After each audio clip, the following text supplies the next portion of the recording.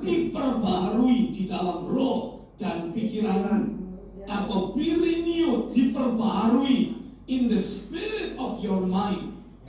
Dasar berpikirmu ini, pola berpikirmu ini dibongkar, diperbaharui. Barulah pada saat itu kau alami manusia lama tanggal, manusia baru dikenakan. Halo, amin. Dengan saudara hidup sebagai manusia baru, engkau akan menganggap apa yang dianggap penting Tuhan menjadi penting bagimu. Tuhan suruh beresin tentang masalah kepahitan, sakit hati, marah, kecewa, tersinggung, apapun itu, beresin. Setuju, amin?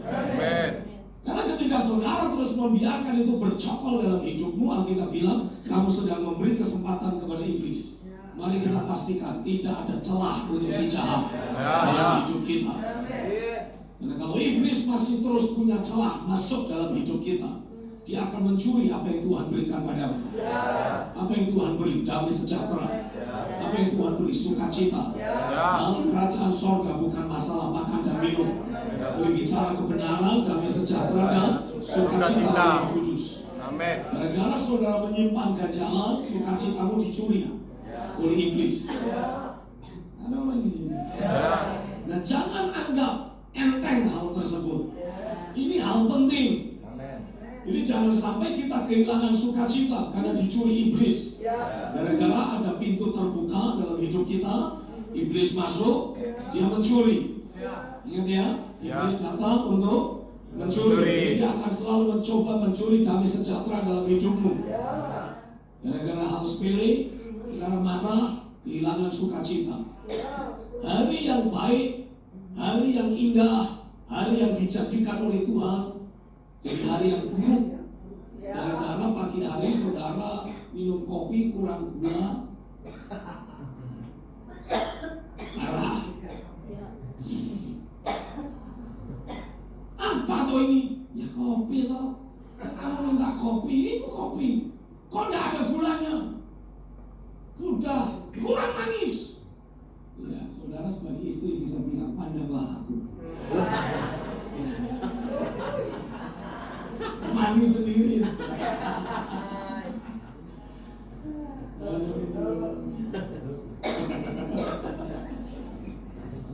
Lebih sering kali karena hal-hal sepele kita bisa kehilangan dari sejahtera kita. Kita kehilangan sukacita kita. Betul ya? Nah, penyebabnya adalah karena ada jalan berpikir yang keliru. Setiap kali saudara mendapati iblis bisa mencuri damai sejahtera dalam hidupmu, pasti itu disebabkan karena ada celah yang terbuka. Celahnya di mana? Di pola pikir. Tidak ada di tempat lain, cuma di sini nih loh, pola pikir yang masih manusiawi, yang masih kedagingan, yang masih duniawi. Itulah yang menjadi penyebab iblis bisa dengan mudah mencuri apa yang ada dalam hidupmu. Tapi iblis gak cuma mau mencuri, dia mau merusak, dia mau membinasakan. Betul, amin. Damai sejahtera yang sudah dicuri itu baru permulaan. Tapi karakter ilahi yang sudah terbangun itu target berikutnya. Hati-hati, jangan anggap enteng itu semua. Semua orang memang pernah marah. Semua orang pernah tersinggung. Semua orang pernah sakit hati. Tapi tidak semua orang bisa dan mau segera mengampuni. Saking seringnya kita alami hidup kita disakiti, kita mulai menganggap itu normal. Itulah nubuatan Alkitab yang menuliskan pada hari-hari yang terakhir, kasih kebanyakan orang akan menjadi dingin, jadi tawar. Maksudnya apa? Ya cuma jadi hiasan doang. Aku mengasihimu, kau saudaraku, kau sahabatku, misahkan kita.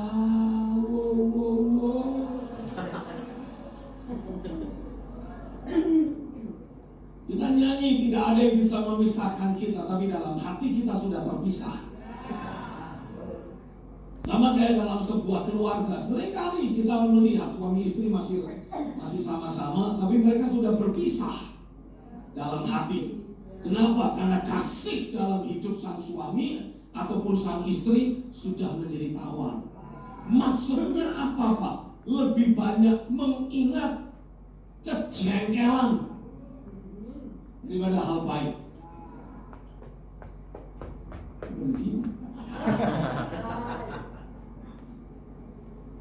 Kalau saya misalkan berkata kepada seorang suami, kamu sudah menikah berapa? 15 tahun, 20 tahun, haleluya. Coba dengan cepat sebutkan 10 kebaikan istri. Kalau saya ngomong sama sang istri, berapa tahun udah menikah? 15 tahun, 25 tahun, haleluya. Sebutkan 10 kebaikan suamimu.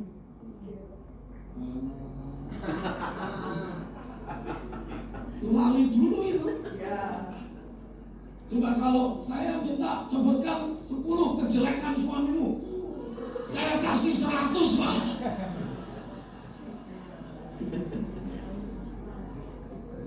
Sepuluh itu terlalu sedikit, Pak. 100 bisa. Bicara kejelekan langsung nyamber. Disuruh yang baik, loading dulu itu. Tapi Alkitab memberikan penegasan, jangan biarkan itu terus-menerus ada dalam hidup. Alkitab memberikan penegasan ketika pola berpikirmu diubah, engkau mulai menganggap penting apa yang Tuhan anggap penting. Perubahan itu akan terjadi secara drastis. Dalam ayat yang ke-28 dituliskan, orang yang mencuri janganlah mencuri lagi. Dia tidak akan melakukan kejatuhan yang sama, kebodohan yang sama. Sebaliknya, Alkitab bilang, baiklah ia bekerja keras dan melakukan pekerjaan yang baik dengan tangannya sendiri. Ada perubahan sangat fondasional. Kalau dasar berpikirmu mengalami perubahan, engkau akan alami, hidupmu akan berubah. Yang tadinya mencuri, bukan cuma berhenti mencuri, dia mulai mau kerja keras. Ini perubahan yang 180 derajat. Bahkan ada plus-plusnya. Karena lebih lanjut dituliskan, ia akan membagikan sesuatu kepada orang yang berkekurangan. Dari yang awalnya suka mencuri, sekarang suka memberi. Saya berdoa perubahan drastis dan dramatis akan mulai terjadi dalam hidupmu. Ketika engkau menganggap apa yang Tuhan penting menjadi penting dalam hidupmu, ada perubahan fondasional, perubahan yang drastis, perubahan yang dramatis terjadi dalam dirimu. Terjadilah di dalam nama Yesus. Yang percaya katakan amin. Ini semua bicara tentang aspek hidup sehari-hari. Saya mau saudara belajar menyadari Tuhan sedang membangun hidupmu menjadi bait dari Allah yang hidup. Ini bukan cuma kalau kita di gereja, no. Ini justru teraplikasi dalam hidup sehari-hari. Dalam hidup sehari-hari, engkau tidak akan melakukan apa yang orang banyak lakukan. Apa yang ditulis Alkitab sebagai dosa, engkau tidak akan pernah dekati. Tidak akan pernah sentuh lagi. Sebaliknya hidupmu akan terus dimurnikan, akan terus dikuduskan. Kualitas hidupmu akan semakin menonjol. Buah-buah roh semakin nyata. Tidak ada lagi perbuatan daging. Lalu kita bilang lebih lanjut, janganlah ada perkataan kotor keluar dari mulutmu. Otomatis karena konsep berpikir kita sudah dirubah, kita fokus kepada yang positif. Ada orang di sini fokus kepada hal-hal yang ilahi, hal-hal yang benar, hal-hal yang sedap didengar. Karena fokus saudara sudah berubah, engkau tidak akan memperkatakan hal yang sia-sia. Alkitab jelas mengatakan, janganlah ada perkataan kotor keluar dari mulutmu, tetapi pakailah perkataan yang baik untuk membangun. Jadi ngomong jelek atau ngomong baik itu hanya sebuah pilihan. Kalau saudara memilih membenahi hatimu, perkataanmu pasti akan berubah. Coba saudara buka sama-sama, atau mungkin gimana nih? Ini aja, biar makannya enak nanti. Biar makannya puas, gitu ya. Jadi sambil berdiri buka sama-sama Matius pasal 12. Mereka kalau Matius 12 ayat 35. Orang yang baik, Yesus bilang seperti ini, orang yang baik mengeluarkan hal-hal yang baik dari perbendaharaannya yang baik, dan orang yang jahat mengeluarkan hal-hal yang jahat dari perbendaharaannya yang jahat. Jadi hati kita itu dianggap sebagai perbendaharaan. Ada orang di sini. Kalau saudara menyimpan pisang, saudara taruh dalam sebuah plastik, engkau simpan pisang, kalau diledakkan, dor, yang keluar apa? Pisang lah. Kalau saudara simpan rambutan, diledakkan, dor, yang keluar apa?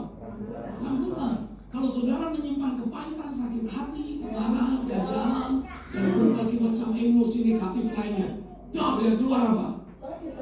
Kata-kata yang buruk, kata-kata yang jahat, kata-kata yang menyakiti orang lain.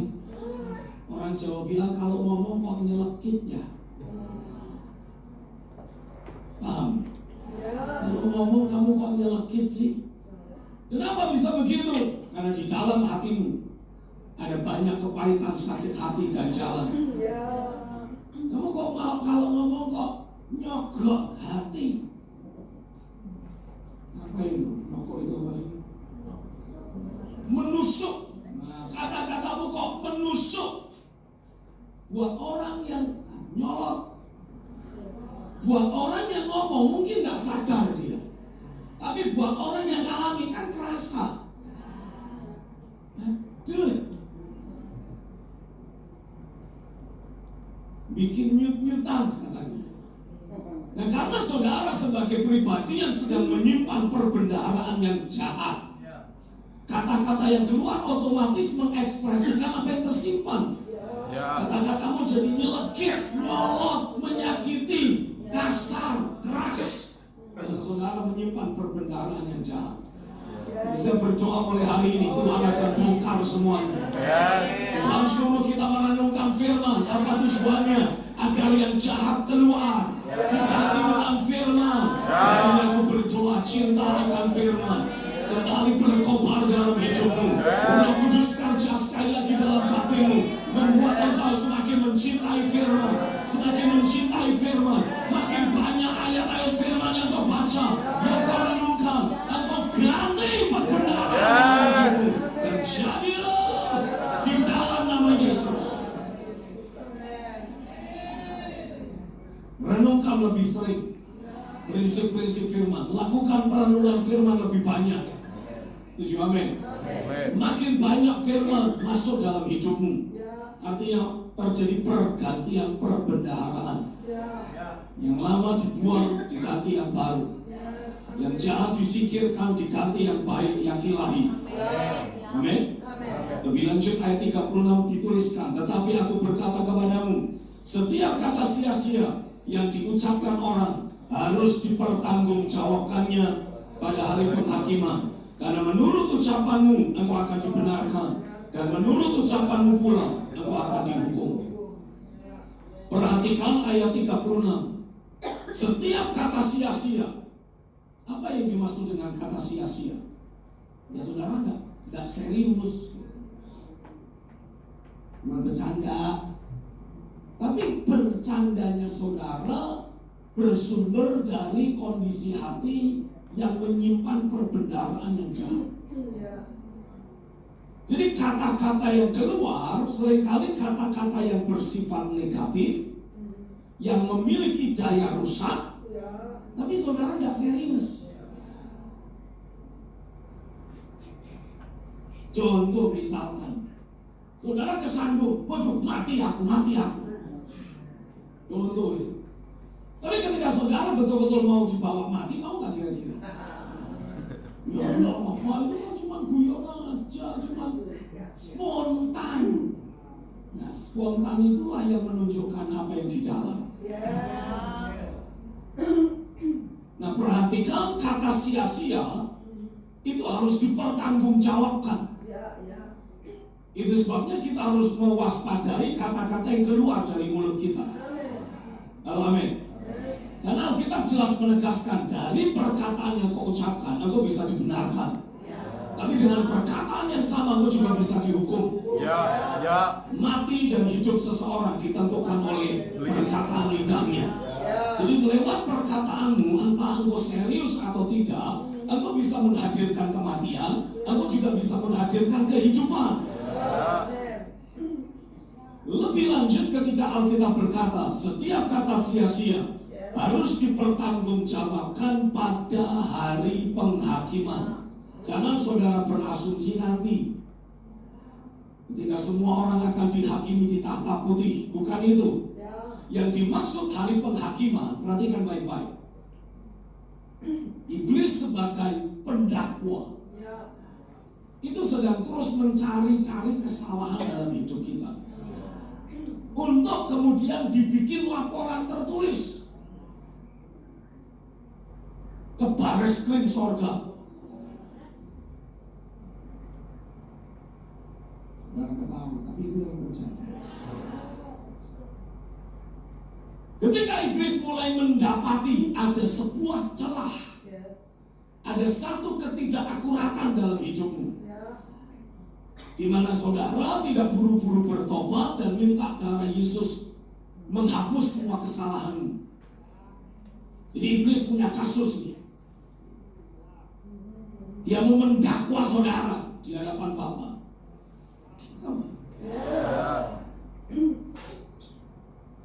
Ketika ada kekeliruan, kesalahan, ketidakakuratan yang tidak segera diberesi, seperti kemarahan tadi, membuka celah untuk iblis. Iblis akan ambil ketidakakuratanmu, dilaporkan di hadapan Bapa. Bapak, Stephen tidak akurat.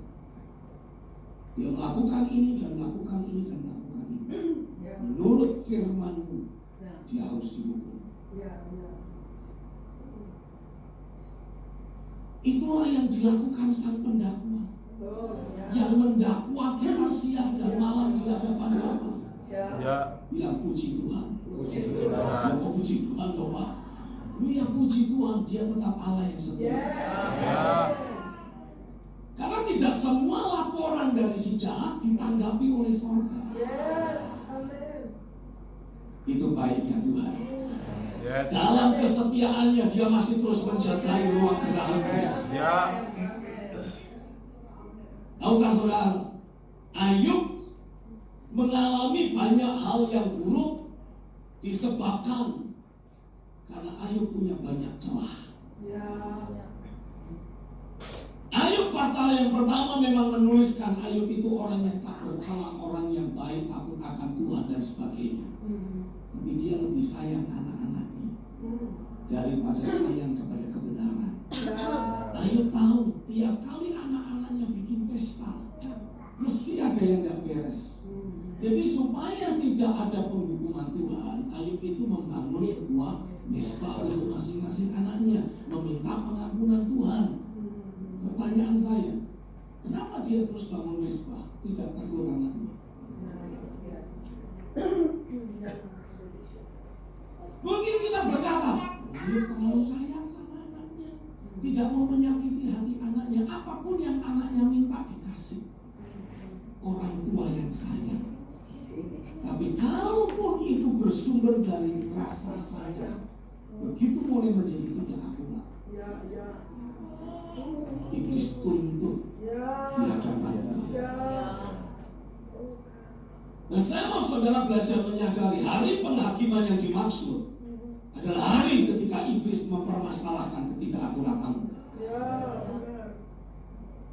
Ketika iblis mulai datang di hadapan Bapa dan berkata, Bapa, dia ngomong sembarangan, aku menuntutnya. Dalam kedaulatan dan keilahian Tuhan, dalam kesetiaannya, dia tetap membatasi ruang gerak iblis. Kau boleh sentuh anaknya, kau boleh sentuh hartanya, tapi jangan sentuh hidupnya. Kesehatan Ayub itu juga efek dari ketidakakuratan dia. Kau boleh sentuh kesehatannya, tapi jangan sentuh hidupnya. Tuhan tetap membatasi. Jadi iblis gak bisa semena-mena menuntut kita. Karenanya kita memberikan penegasan, menurut ucapanmu engkau akan dibenarkan, menurut ucapanmu engkau akan dihukum. Makanya belajar untuk selalu membawa hidupmu di hadapan hadirat Tuhan. Dan berkata, Tuhan benahi hidupku. Tuhan tahirkan aku. Setiap perkataan sia-sia aku tarik kembali di dalam nama Yesus. Tidak ada celah untuk iblis mendakwa, mempermasalahkan, memperkarakan hidupku di hadapan Tuhan. Kemenangkan tanganmu sama-sama, katakan, hari ini Tuhan, aku bersyukur untuk penyingkapan firman yang Engkau berikan. Untuk sekali lagi membersihkan kekotoran Putri Sion dari hidupku ini. Ampuni kalau selama ini ada banyak perkataan sia-sia yang aku ucapkan dan menjadi celah untuk iblis menyerang aku. Hari ini aku minta darah Kristus menudungi hidupku, dan aku bersyukur karena masa depan yang Tuhan rencanakan adalah masa depan yang gilang gemilang, penuh pengharapan. Aku sekali lagi alami, aku sekali lagi nikmati hari-hari sorga di atas muka bumi ini. Aku hidup dalam kesehatan ilahi. Prima, aku alami betul kekuatan baru setiap hari datang dari sorga. Di dalam nama Yesus, aku mintakan dari Roh Kudus kemampuan untuk menjagai mulut dan lidahku ini di dalam nama Yesus. Dan percaya, katakan amin. Amin. Minta untuk Roh Kudus terus menjagai mulutmu, sehingga tidak ada lagi perkataan sia-sia yang terucap dari mulut kita. Kalau amin. Karena kalau saudara terus membiarkan gaya bahasa, cara bicara yang selama ini dibentuk oleh dunia terus ada dalam mulutmu, terus ada dalam hidupmu, engkau akan terus buka pintu untuk pencuri datang. Coba batasi Efesus pasal 4. Saya ajak kita lihat kitab Yakobus.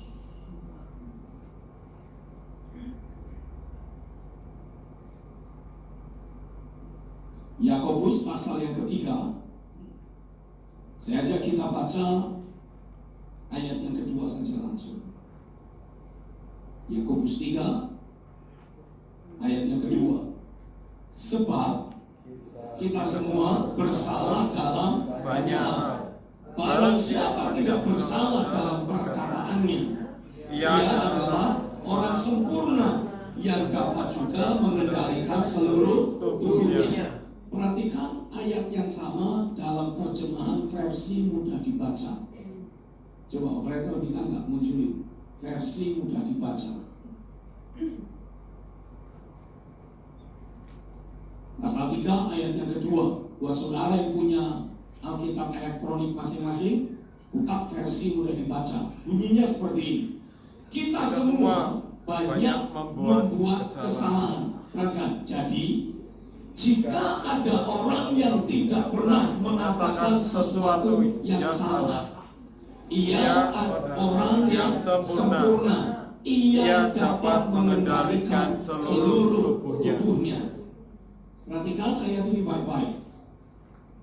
Kita memang banyak membuat kesalahan, tapi jika ada orang yang tidak pernah mengatakan sesuatu yang salah, ia akan mengendalikan seluruh tubuhnya. Jadi lewat perkataanmu ini, kalau saudara terus memperkatakan firman, saudara akan punya otoritas untuk mengendalikan tubuhmu. Tahukah saudara? Seringkali saudara yang sudah mulai berusia, engkau itu menggembosi kekuatanmu sendiri dengan perkataan mulutmu. Ya, saya ini kan sudah tua, ya pasti loyo. Sering dengar kata-kata gitu. Atau jangan-jangan saudara sendiri yang pernah ngomong, loh namanya sudah berumur, saya itu sudah 64 loh Pak, saya sudah 67 loh Pak, saya sudah 74 loh Pak. Nah, terus kenapa? Ya pasti badan itu pada sakit-sakit. Saudara sedang menubuatkan sakit penyakit dalam tubuh sendiri. Tapi kenyataannya kan kayak gitu, Pak. Kenyataan buat orang lain, tapi tidak buat saudara. Karena saudara sebagai orang percaya, engkau ciptaan baru, engkau diberi otoritas oleh Tuhan untuk terus mengalami bekerjanya kuasa kebangkitan Kristus. Dan Alkitab menuliskan kalau kuasa kebangkitan yang sama yang membangkitkan Yesus dari antara orang mati bekerja juga dalam hidupmu. Alkitab mengatakan kuasa kebangkitan itu akan menghidupkan kembali tubuhmu yang fana. Artinya saudara boleh umur panjang, terserah mau sebut berapalah, 95 tahun, tapi saudara bisa tetap segar. Oh, come on. Engkau bisa tetap sehat, tetap kuat. Oh, umur berapa? 95. Mau kayak 50-an? Mungkinkah itu terjadi? Harusnya itu yang terjadi. Karena kita menubuatkan ketika engkau terus ditanam di pelataran Tuhan, engkau hidup sebagai orang benar, sampai masa tuamu engkau akan alami Tuhan menggendong hidupmu. Dan ketika engkau berusia lanjut, engkau mencapai usia tua, engkau alami engkau tetap segar, tetap sehat, tetap kuat. Dan itu adalah pesan Tuhan, menyatakan Dia Allah yang setia, tidak ada kecurangan padanya. Biarlah hidupmu menjadi message Tuhan. Dari hari ke hari bongkar konsep pikirmu yang lama, konsep pikir dari dunia, konsep pikir yang keliru. Bongkar, selaraskan dengan firman. Buat saudara yang masih sulit, amin sih amin, tapi rasanya masih sulit masuk. Ini sulit masuk karena dalam dirimu ada yang memblokir. Apa itu? Benteng-benteng keangkuhan manusia, kubu-kubu yang menentang pengenalan akan Tuhan. Itu harus dibongkar, Pak. Saudara yang harus membongkarnya. Engkau harus mulai terus perkatakan suara Tuhan. Engkau harus terus imajinasikan pesan firman. Singkirkan semua benteng-benteng yang menentang pengenalan akan Tuhan. Sehingga pikiranmu, katakan pikiranku, selalu terbuka untuk menyelaraskan dirinya dengan suara Tuhan. Apapun yang Tuhan firmankan, tidak ada kesulitan untuk aku percaya dan menerima. Amin. Seringkali bahkan di antara para pendeta, kalau saya bicara tentang Musa, muncul sebuah pikiran, yaitu kan Musa. Padahal pendetamu hampir tidak ada lagi kekuatan rohani untuk berkata, yes, harusnya aku seperti itu. Tapi udah terlalu banyak muncul pemikiran. Itu cuma jargon aja. Itu cuma sekedar wacana. Itu cuma semangat yang dikobar-kobarkan. Sulit untuk percaya lagi. Berdoa, roh Imam Zakaria bertobat, berubah, tidak ada lagi, spirit Zakaria tidak ada lagi. Halo, amin. Aku bisa percaya. Karena Zakaria dikunjungi malaikat sendiri loh, tapi dia sulit untuk percaya. Nah, jangan sampai kau kehilangan kuasa untuk percaya. Aku berdoa biarlah kuasa iman, kemampuan untuk mempercayai apapun yang menjadi janji Tuhan, itu akan terus ada dalam hidupmu, bertumbuh dalam dirimu, semakin kuat, semakin kuat, semakin kuat, sehingga apapun yang Tuhan firmankan, dengan mudahnya berkata, aku percaya, percayalah padaku.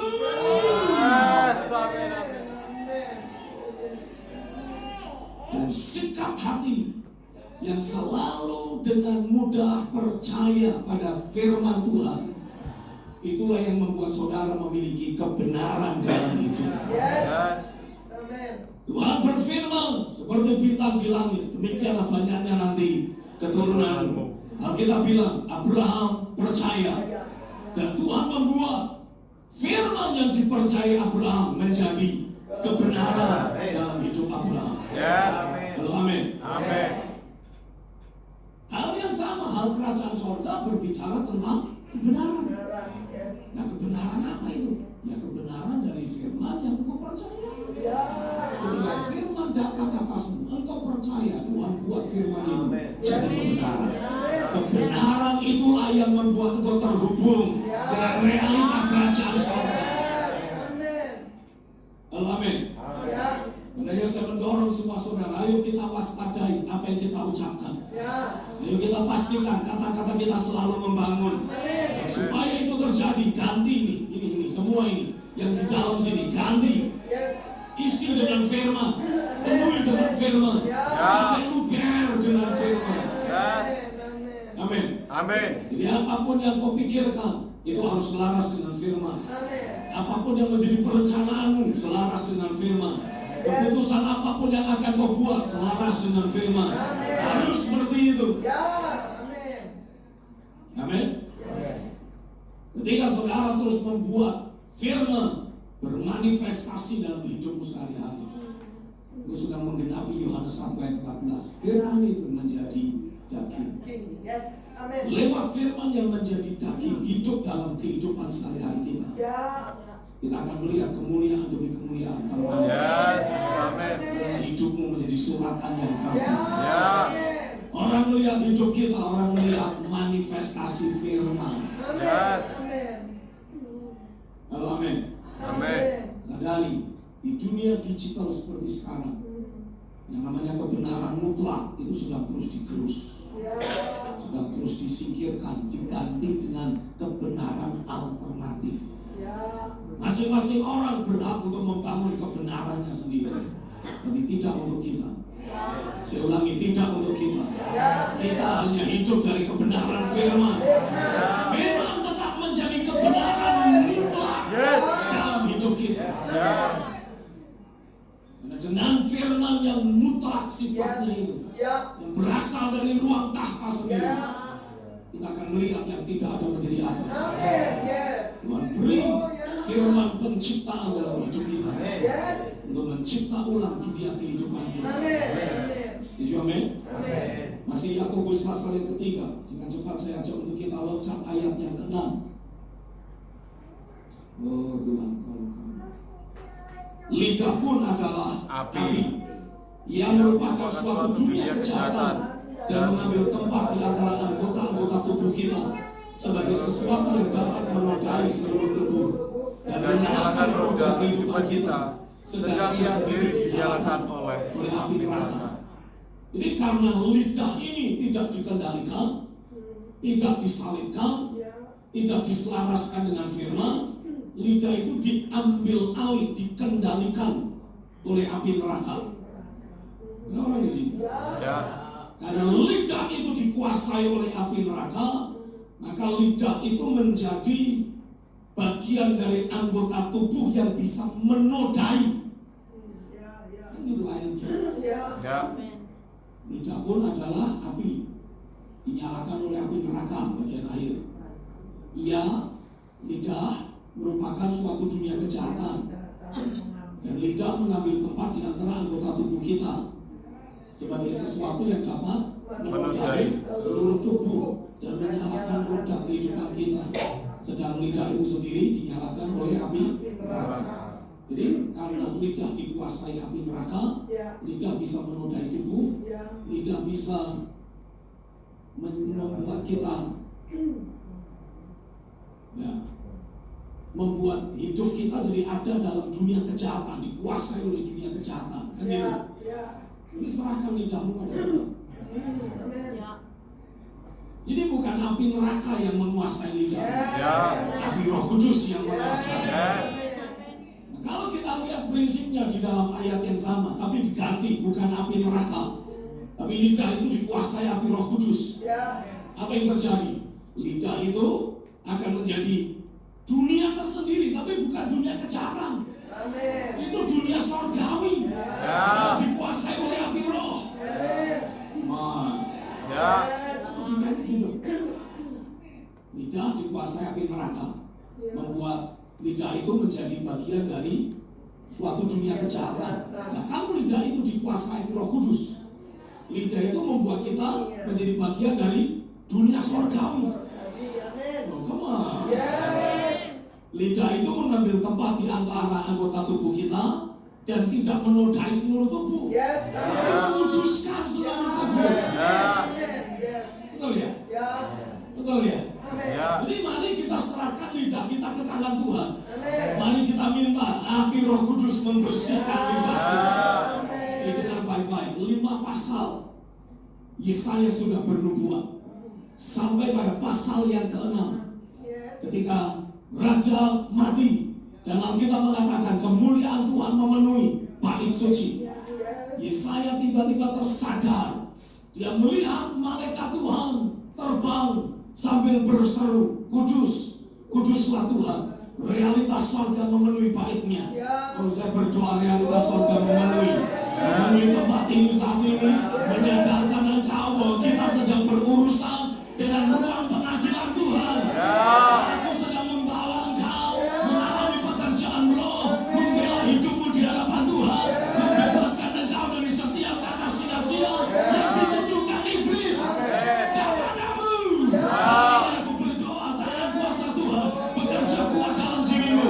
Para malaikat Tuhan datang membawa api, membakar lidahmu, membakar mulutmu, mentahirkan engkau. Saat lidahmu tidak lagi digerakkan, tidak lagi dikobarkan oleh api neraka, tapi api Roh Kudus. Dan jadilah di dalam nama Yesus.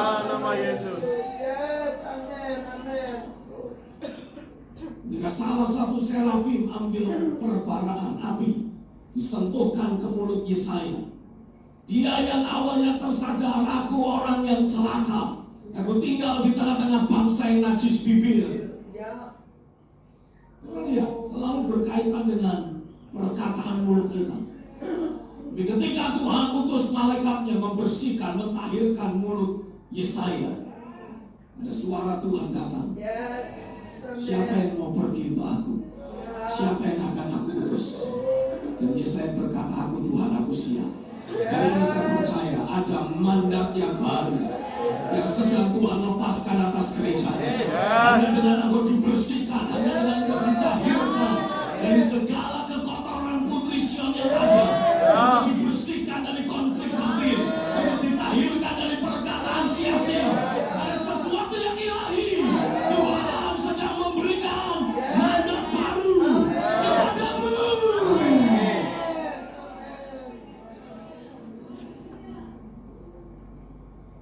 Kita menuliskan lidah itu memang api. Lidah pun adalah api, bisa membakar hidup manusia. Kalau dibakar dengan api neraka, lidah bisa mencemari tubuh manusia. Tapi kalau lidah dibakar dengan api Roh Kudus, lidah akan menguduskan seluruh kebenaran. Seperti yang tadi ditulis dalam ayat yang kedua, orang yang tidak bersalah dalam perkataannya, ia dapat mengendalikan seluruh tubuhnya. Kita ngomong sama-sama. Hari ini aku bersyukur pada Tuhan telah memberi aku sekali lagi kendali atas tubuh. Amin. Saya tidak tahu berapa banyak dari saudara yang datang dengan membawa penyakit bawaan. Tapi seberapa banyak saudara yang tahu penyakit bawaan yang kau miliki? Engkau bisa mulai berkata pada tubuhmu, sembuh, sehat, pulih, kuat, diperbaharui, bahkan dicipta ulang menjadi organ yang baru, sehat sepenuhnya. Amin. Engkau berkuasa atas tubuhmu, engkau bisa mengendalikan tubuhmu. Amin. Jadi tolong setelah ini makanya tetap dijaga. Jangan merasa sudah punya kendali atas tubuh, lalu apapun, mau sapi pendek, mau sapi tinggi, hajar semuanya. Enggak paham. B1, B2, B3, hajar semuanya. Tolong biarkan mereka menjalani hari-hari mereka.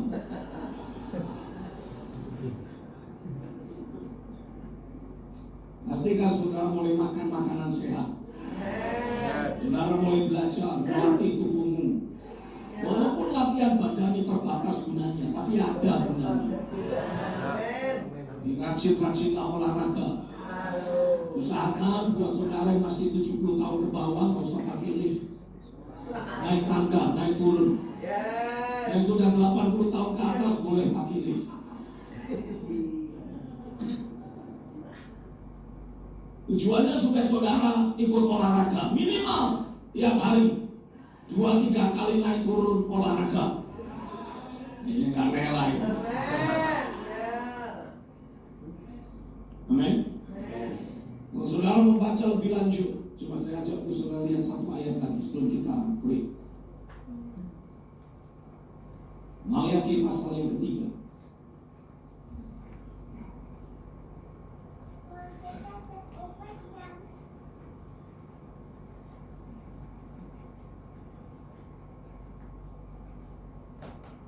Maleakhi pasal yang ketiga, ayat yang pertama mulai. Lihat, aku menyuruh utusanku supaya ia mempersiapkan jalan di hadapanku. Dengan mendadak, Tuhan yang kamu cari itu akan masuk ke baitnya. Malaikat perjanjian yang kamu kehendaki itu, sesungguhnya ia datang, firman Tuhan semesta alam.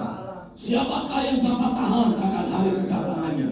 Siapakah yang dapat tetap berdiri apabila ia menampakkan diri? Sebab ia seperti api tukang pemurni lokal dan seperti sabun tukang penatu. Ayat 3 dengan keras. Ia akan duduk seperti orang yang memurnikan dan mentahirkan perak, dan ia mentahirkan orang Lewi, menyucikan mereka seperti emas dan seperti perak, supaya mereka menjadi orang-orang yang mempersembahkan korban yang benar kepada Tuhan. Maka persembahan Yehuda dan Yerusalem akan menyenangkan hati Tuhan seperti pada hari-hari dahulu kala dan seperti tahun-tahun yang sudah-sudah.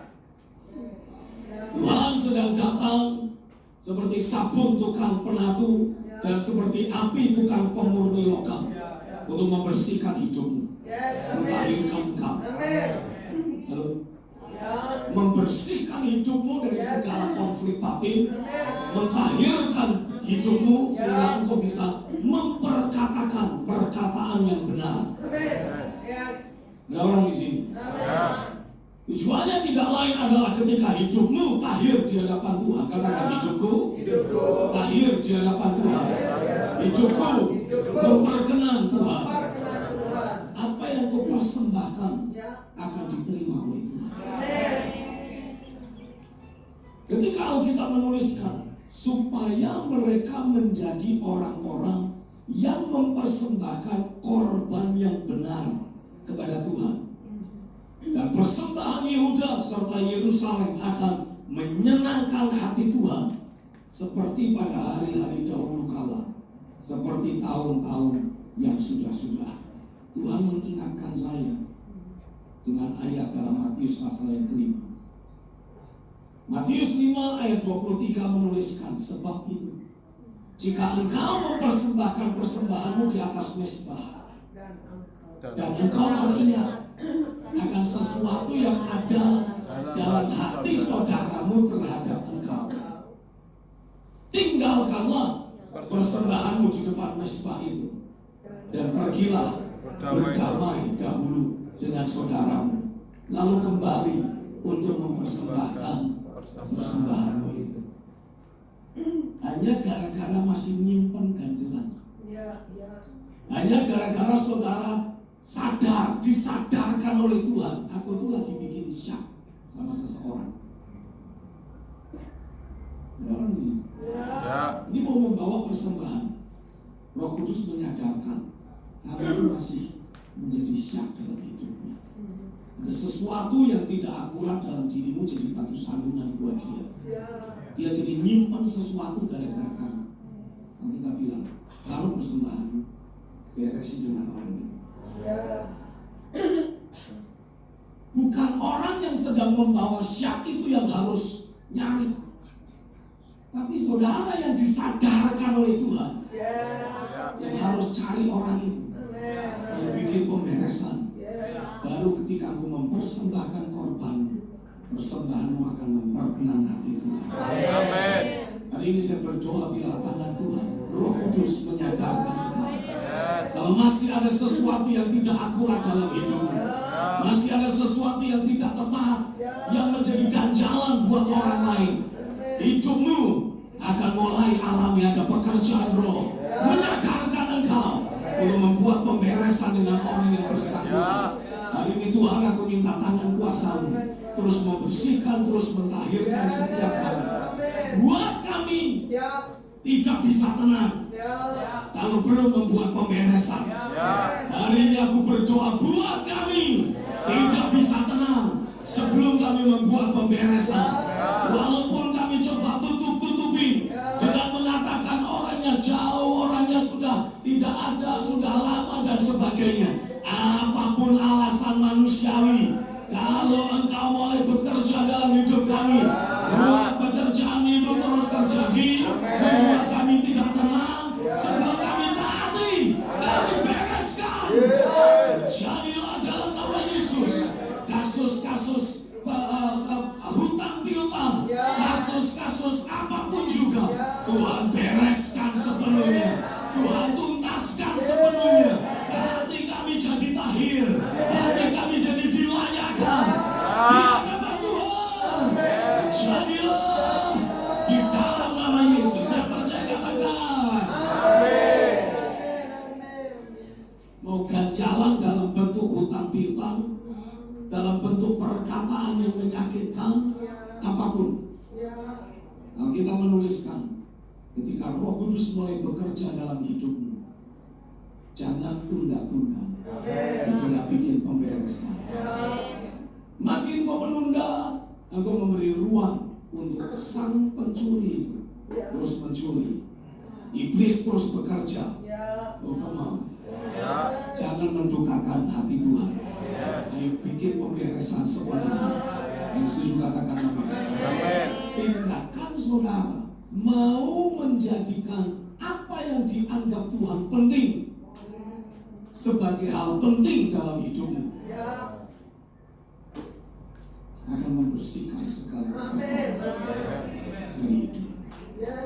Ini janji Tuhan. Yesaya pasal yang keempat.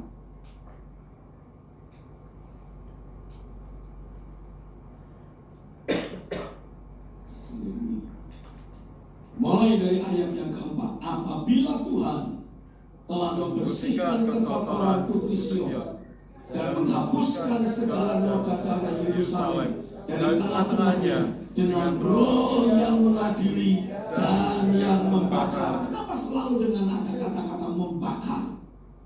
Api tukang pemurni lokal, Roh yang mengadili dan yang membakar. Karena Tuhan mau mengubah nature hidupmu. Dengarkan baik-baik. Semua orang bisa sakit hati, semua orang pernah sakit hati. Tapi hanya orang-orang yang mengalami perubahan hidup yang akan terus punya hati yang tahir, terus punya hati yang tulus. Harus dibilang harusnya. Mulai hari ini, apapun yang terjadi, sakiti seberat apapun, aku dengan mudah, dengan cepat bisa melepaskan pengampunan, menyembuhkan luka hatiku, dan melanjutkan jalan hidupku. Amin. Ada banyak orang sulit move on. Di hari ini saya berdoa, aku jadi orang yang gampang move on, mudah mengampuni, mudah melupakan kesalahan orang. Kalaupun teringat tidak lagi terasa sakit, karena hatimu telah dibersihkan, jiwamu telah ditahirkan dengan kuasa firman dan Roh-Nya, dan hidupmu menjadi pribadi yang berbeda, membawa nature yang berbeda, membawa Roh Kristus dalam diri. Bahkan di atas kayu salib, terhadap orang-orang yang menyiksa dirinya, Yesus masih menaikkan doa, Bapa, ampuni mereka. Biarlah itu menjadi porsi dari kita. Karena ketika Tuhan membersihkan kekotoran putri Sion dan menghapus segala noda darah Yerusalem dari tengah-tengahnya dengan roh yang mengadili dan yang membakar. Ada sesuatu yang Tuhan lakukan, maka Tuhan akan menjadikan di atas seluruh wilayah Gunung Sion dan di atas setiap pertemuan yang diadakan di situ ada segumpal awan pada waktu siang dan segumpal asap sesak serta sinar api yang menyala-nyala pada waktu malam.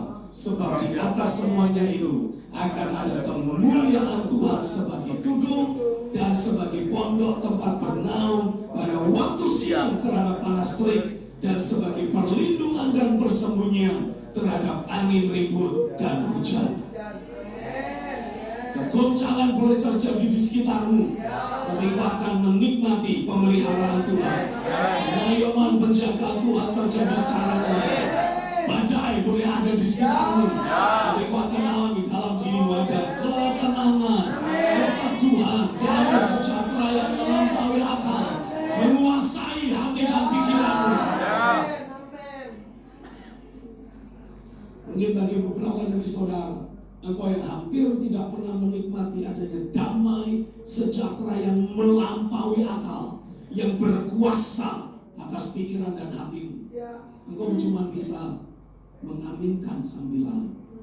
Tapi ketika saudara mulai menyadari bahwa ini adalah sesuatu yang real dan engkau sangat membutuhkannya, engkau akan berseru di hadapan Tuhan, beri aku damai sejahtera. Biarlah hidupku betul-betul diselimuti oleh realitas surga. Selalu ada segumpal awan, segumpal asap dan sinar api yang menyala-nyala menaungi hidupku, menjadi tudung dalam diriku. Engkau menjadi satu sosok pribadi yang ketika panas terik menyengat bagi banyak orang, engkau terus menikmati keteduhan. Ketika semua orang mengalami kegelapan, rasa dingin yang mencekam, engkau terus menikmati terang Tuhan dan kehangatan kasih. Tuhan membuat hidupmu berbeda. Ketika engkau mulai berdoa, engkau mulai mendapati begitu saja langit terbuka atasmu. Ada realitas surga yang dicurahkan. Oh, saya berdoa mulai hari ini. Setiap kali engkau menaikkan doamu di hadapan Tuhan, seketika surga akan meresponi dirimu.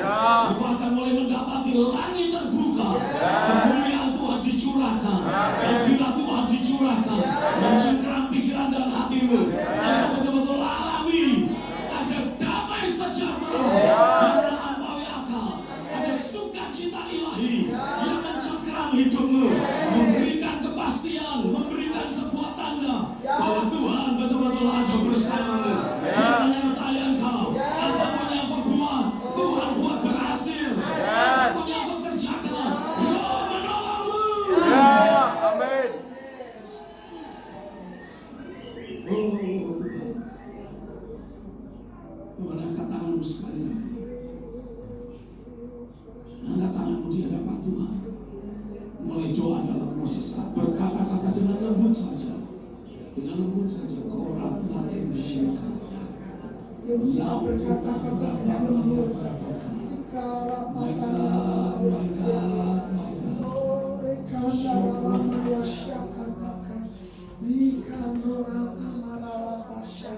Saya undang kita bangkit berdiri. Ungkapkan rasa syukurmu. Oh Tuhan, mentahirkan hatimu. Tuhan menginginkan engkau dibebaskan dari segala bentuk konflik batin, dari segala bentuk rasa tidak nyaman dalam hatimu. Ayo mulai lakukan pemberesan itu. Minta anugerah Tuhan untuk membebaskanmu dari segala bentuk konflik batin. Rikata kurapa syakataka. Oh rekana ralamaya syaka. Ini jemaatmu Tuhan, ini umatmu, ini anak-anakmu Bapa. Kami mau merespon firman-Mu. Kami rindu punya hati yang merdeka, punya hati yang bebas konflik Tuhan. Kurakana ralamaya syaka. Karena itu adalah firman-Mu yang menginginkan kami menjadi orang-orang yang dimerdekakan. Berikan rahmat